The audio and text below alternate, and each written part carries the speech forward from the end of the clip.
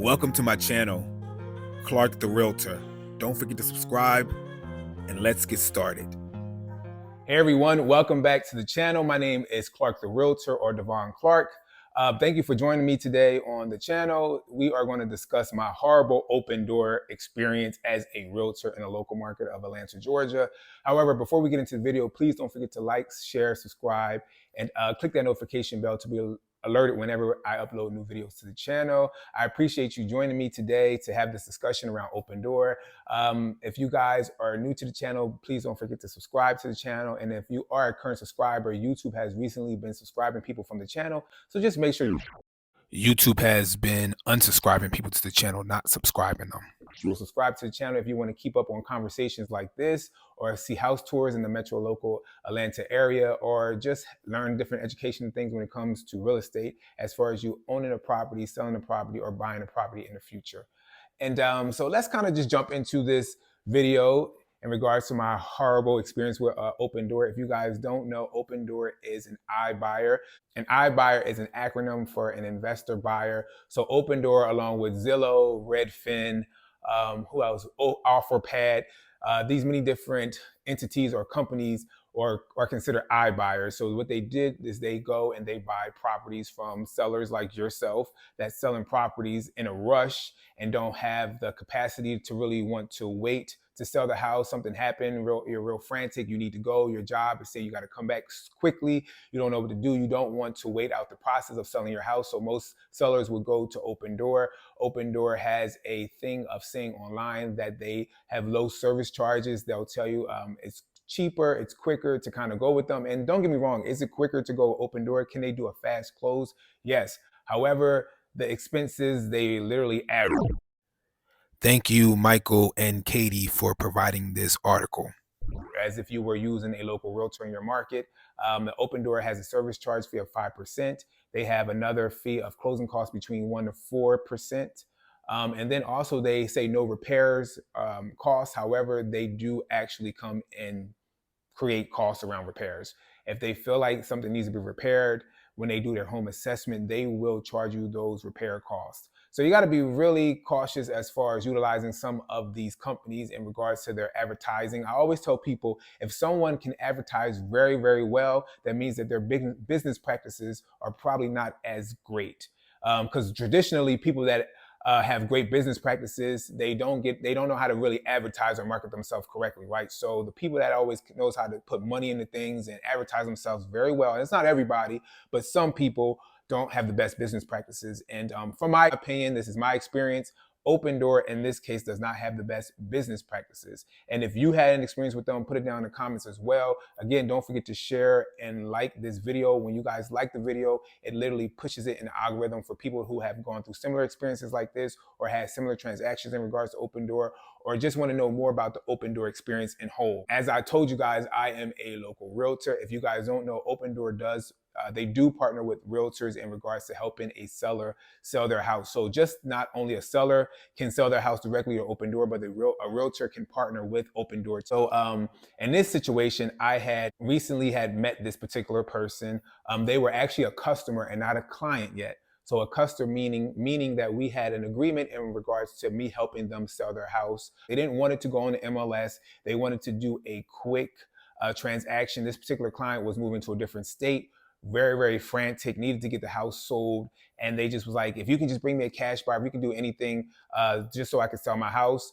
And so I don't particularly like to kind of throw out these iBuyers like Opendoor, OfferPad, and all these people, because again, I know how it works and I know the scenario that can happen around using these particular buyers.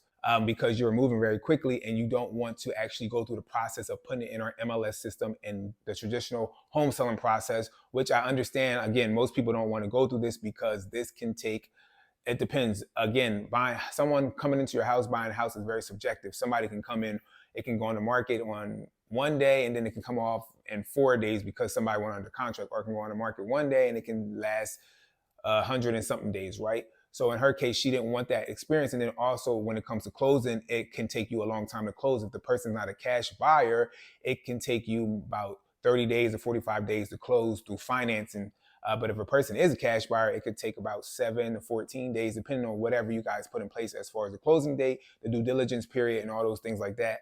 So in this case, she was like, I don't want to go through the experience of having someone come in to buy the property. I don't want to have to have to wait a month or two for closing per se.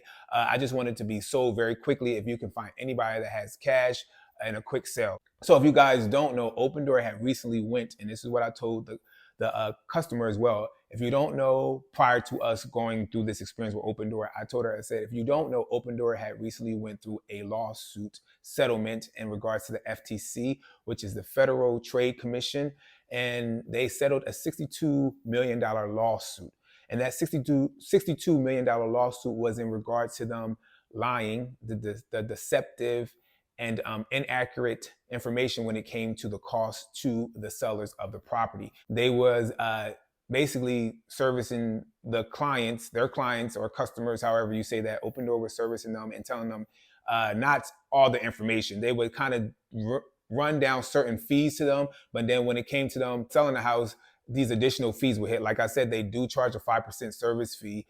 They do charge you guys the closing costs. And even though they say no repair costs, they do charge you repair costs if repairs are needed in their situation when they come out and do a home assessment.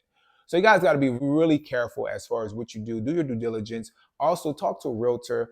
In this situation, I am a realtor, but and like I told you, in my case, she wanted to go this route. So even after I explained the situation to her, even after I explained utilizing these particular companies, she still just wanted to go with a corporate investor buyer, somebody that could buy it quickly because she just needed to go. Okay.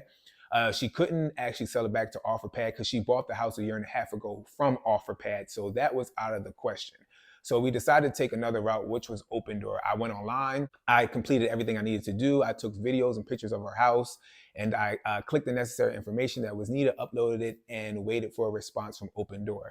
So when you go on Opendoor, it might have changed now because of this situation that I'm talking about. So I'm pretty sure they probably went back and changed it so they can kind of cover their butt. But when you go on there, they ask you different questions. One of the questions was, is the house behind a gated community? I clicked yes, the house was behind a gated community because it was. And then everything went through. They gave us an initial offer amount, which was an okay offer amount, but I knew she had a certain payoff to pay off. She wanted the mortgage to be completely paid off. She didn't care if she didn't make a profit in regards or any as far as her house, because she knew it wasn't much equity in the house, being that she bought the house a year and a half ago, and in the area in which she bought it, the housing market there doesn't appreciate that much. So she kind of knew she was on a thin line in regards to how much she could get for the house, and with her wanting to just close quickly or whatever, she decided that, hey, I don't care. I just need to get out of here. If they just give me enough in which I can cover my mortgage and the mortgage is completely paid off, I'm good. I don't have to leave the closing table with no money in my pocket. So I said, okay, no problem. I did advise her that, being that Opendoor had bought a property in her community for $254,000 and they tried to list it for $290,000, that it might be a slim margin in which you can sell your house because she bought her house originally for $270,000. And then in the process of Opendoor having that house on the market, they actually dropped the price down to $277,000, I believe. It was $277,000, I believe, or $270,000-ish. And then when they closed, finally, they closed for about around at $270,000. Correction, y'all. They closed at $280,000, as you can see. And the realtor negotiated $16,000-ish in closing costs, bringing it down to $263-ish, I believe, as far as the final price. And they had closing costs. So basically, they bought it for $254,000. They sold it for like $263-ish at the end of the day with those closing costs added on. So they didn't make much of a big profit per se when it came to selling the property. So in this situation, I was like, I told the customer, I was like, I just want to let you know that I'm not sure how much they'll offer us. They gave us an initial offer for her house of $260,000, but I kind of saw what was happening in regards to that other property, and that other property had closed the week before an appointment with a home assessment from Opendoor. So like I said, we scheduled this after I uploaded everything. I filled out the questions correctly. We scheduled a home assessment with Opendoor. So a home assessment is similar to a home inspection. They call it a home assessment. We call it a home inspection. And they had said that they would be out on a Tuesday from 8 to 12. They didn't give us a direct time. They gave us a 4-hour gap. And I'm like, is this a cable company? Is this a gas company with these 4-hour gaps? So I called Opendoor and I'm like, hey, is there more of a solid time in which you can let me know when you guys will be coming? Because I would like to be there with the homeowner as you guys assess the property. And they were like, no, we can't do that. It's just between 8 to 12. And I said, no problem. We'll just stick with 8 to 12. And what I'll do is if you guys can give me a call or a text prior to you coming, they say, yeah, we'll let you know 20 minutes before we come. I said, okay. As you guys can see here, it says 30 minutes, but on the phone, they told me 20 minutes. No problem. From there, I reached out to the customer. I said, hey, they cannot schedule, they cannot give us a direct time in regards to when they're coming, but the gap is between 8 to 12. I hope you're comfortable with that. Just to know, because I'm like 8 o'clock can be kind of early, but I'll be there with you and I'll make sure I'm over there when they come. So that way we can make sure they're not just creating any type of random home assessment and saying things that are not true in regards to the property. Okay, so from there, I go to sleep. I wake up in the morning, I'm getting dressed. I check my email. Mind you, Opendoor said they would alert me and tell me as far as when they were coming for the home assessment. So in my mind, as a consumer or as a realtor or a real estate professional, I also thought like, hey, they're going to tell me if something else happens or occurs along the way to alert me in regards to them coming to assess the property. So at 7:40 in the morning, as I'm about to head over to the area, and I decided, you know what, because I don't know what time they're coming, but they said between 8 and 12, as a good professional, what I'll do is I'll head out early. I'll go over to the area. I'm not going to sit inside the house with the homeowner because I don't want to wake her that early. I'll go to a local Starbucks in the area. If they're giving me a 20-minute call or a 20-minute text prior to coming, I'll just drive down the street from where the local Starbucks is at to the house, and I'll be there to be with the homeowner. So before I leave, like I do every morning, I checked my business email and I noticed that I got an email from Opendoor in regards to them canceling the home assessment. So I'm like, okay, so why would y'all cancel the home assessment? I reach out to Opendoor just to see did I accidentally cancel the home assessment? Did my client cancel the home assessment? What happened? So I get Opendoor on the phone. They say, no, we canceled the home assessment because we no longer buy homes in gated communities. So then in turn, I'm like, okay, so why didn't you guys reach out to me via phone or via text to let me know that the home assessment was canceled? If I didn't look at my email prior to me going, I would have went over to this particular area with the home buyer, not knowing that you guys were coming. And this particular house is about 40 minutes from where I'm at. However, I tell people I'm in the metro Atlanta area, but I service south, north, east, and west. I'll go as far as, even though Macon is south, but I'll go as far as Warner Robins, which is a little lower than Macon, which are like 2 hours per se. I'll go that far south. I'll go far north or east or west up to like an hour and a half to 2 hours-ish. So I was like, okay. And again, I wanted to make sure I was there for the client. So they're like, oh, we don't no longer service gated houses and gated communities. So I then tell them, well, I'm not sure, like most realtors, what we do, and again, it's up to your realtor to do this. I went and I made sure prior to me, us submitting her house to Opendoor, I made sure to do my due diligence as a realtor. I did comparables in the market in her particular subdivision because usually appraisers will start in the subdivision and then they'll go out as far as comparing houses in regards to value. So I started her subdivision. I saw several houses listed in her subdivision. And then I also went down to see who was listing the houses like I always do. And then also to see if it closed, because when a house closed, you can see more of the actual value of the house. You can't really see it when it's active because you don't know what somebody will buy it for and what it would close as. So in their situation, like I said, they had it listed at 290. They had to bring it down to that 270. They closed at the 270. However, Correction, they closed at 280. They brought it down to 277. However, they closed at the 280 price point. those closing costs, we brought it down to like 260 something. So I made sure to do my homework as a realtor, which you should always do. And you should always have a realtor do their homework. And if it's up to you, if you want to ask them to see the comparables, I like to show my clients the comparables. I like to have conversations with them in regards to what's happening in the market. And also I like to have conversation in regard, because you want to know too, is this an area that's appreciating in home value as well? Because eventually you want your home to appreciate. Does every area typically appreciate? Yes, typically, but there are some areas where you see that the appreciation is growing slower than other areas because Again, real estate is based around location where people want to be. So if it's an area in which is very, very hot, people are buying constantly in, and it's helping the home values go up. So it's appreciating quicker than an area where most people are like, I don't really want to live there, so no one's really buying there. And then two, that community might not be selling either. It might be an area where most people love to call home forever and they don't sell. So it's harder to kind of see where the value of the house is as far as when it comes to appreciating. So nonetheless, like I said, with her too, she had bought the house a year and a half ago. So I knew that it wasn't that much equity in the house. So I needed to do my homework to see what it could possibly go for. After they had canceled on us, like I said, and I having this phone conversation with Opendoor on the phone, I said, well, I'm unsure of why you guys are saying that and you guys no longer service gated communities, because if I'm correct, and I hope you guys know this because you are Opendoor, you actually had a house that just recently sold in the same subdivision, the same community behind the gated fence. Is that not Opendoor's name at the bottom as the listing agent over the property? So I'm unsure of all of a sudden why, being that this house is in the same community, that you guys don't service houses behind gates when you service that particular house. So the representative on the phone then says like, well, we just changed this whole thing of us not going behind gated communities just changed last week. And I said, okay, if it changed last week, can you please provide me the verbiage of said change so then I know and I can show my customer this verbiage to let them know that, hey, it's not on my end, it's on Opendoor's end in regards to their new updated policy, which they had not put online as far as when it came to them no longer servicing houses behind gated communities.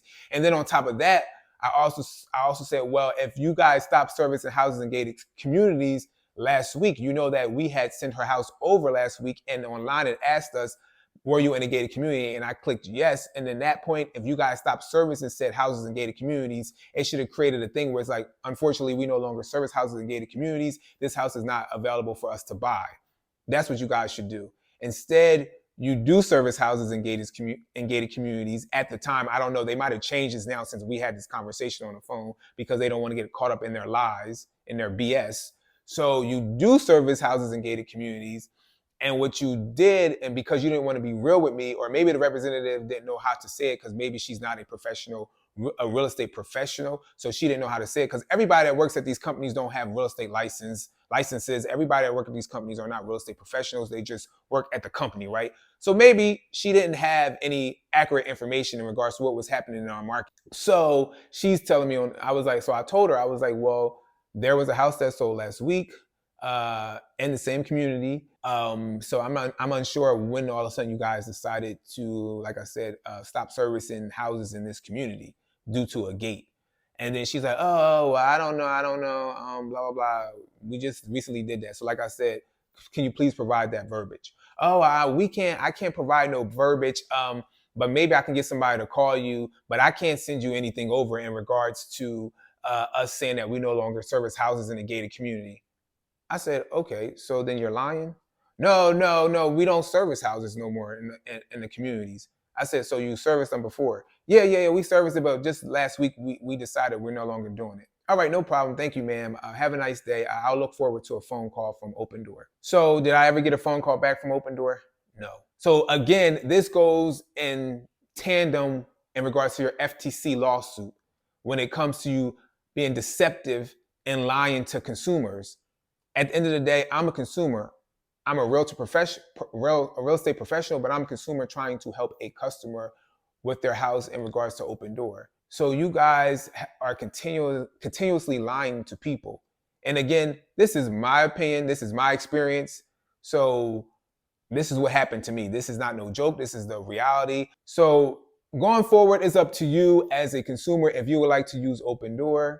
Due to my experience, I realized real quickly that Opendoor, the company, and also the people that work for them are liars. I will never, ever, even if the client or the customer brings it up to me that they want to go that route or they just need to quickly get out or X, Y, and Z, even if they say, I really want to do Opendoor, I really want to do these platforms, these iBuyers that buy houses real quickly to give me cash, I'm not going to go along with the flow no more. Again, I understand most people will say, well, you're supposed to go in the best interest of your customer or your client.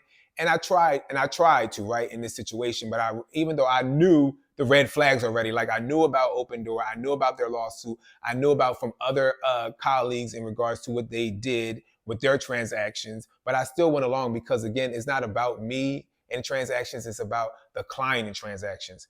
But I know going forward, I will no longer utilize them as a servicer for any customer or a client as a real estate professional. It's up to you. It's this again is based off of my experience. It's up to you as a client or a customer or a real estate professional helping a customer or client if you want to go through Opendoor. If you guys don't know, a lot of these iBuyers, they are not making money no more because of the shift of the market. We are in 2024 now because of the shift of the market, the interest rates, the high unaffordable home prices. They are not making as much money. So you have Zillow that pulled out and stopped buying houses from people. You have Redfin now that stopped buying houses from people. You also have other iBuyers, like I said, Opendoor, that I'm noticing they're creating lies now to pull out of buying houses from people. And then you have like OfferPad and all those things. So they're kind of slowly, they're still OfferPad and Opendoor, they're still buying, but they're slowly pulling out and trying to create more perimeters. And I understand as a company, you want to create those perimeters because it's all about you making money for your company. So I get it. However, I just say going forward, don't lie to a customer, a consumer, whether it be about your fees or whether it be about why you're not purchasing a house. Because I would have appreciated if they would have just said to me, hey, Devon, due to us recently having that house in that particular neighborhood, we were unable to sell it and actually profit the amount that we wanted to profit. So we're no longer servicing or buying houses in that particular subdivision. But however, if you have any other clients in certain areas, please reach out to us and we will see if that's something that we can buy from your client. That's what you can say. Don't, instead of lying. So it shows me that you guys have a pattern of lying. So yeah, no more. I won't be going forward with any Opendoor transactions. Nonetheless, that is the end of my story time. I'm pretty sure it probably wasn't that fascinating, maybe not that interesting and really long. So sorry to talk so long to you guys, but if you have any experiences that you experienced with Opendoor, put it below in the comments. And if you are looking for a realtor in the metro Atlanta area that you want to have a conversation with, you just want to chat with in regards to real estate, maybe you're buying in the future, maybe you're selling in the future, maybe you're currently going through an experience in real estate where you just bought a new home and you're unsure of what avenue to take. If I can help you or be any service to you, just reach out. My email is below. I look forward to chatting with you all in the future or any time that you feel is a great time to reach out. And I will talk to you guys soon. Thanks for watching. Don't forget to subscribe.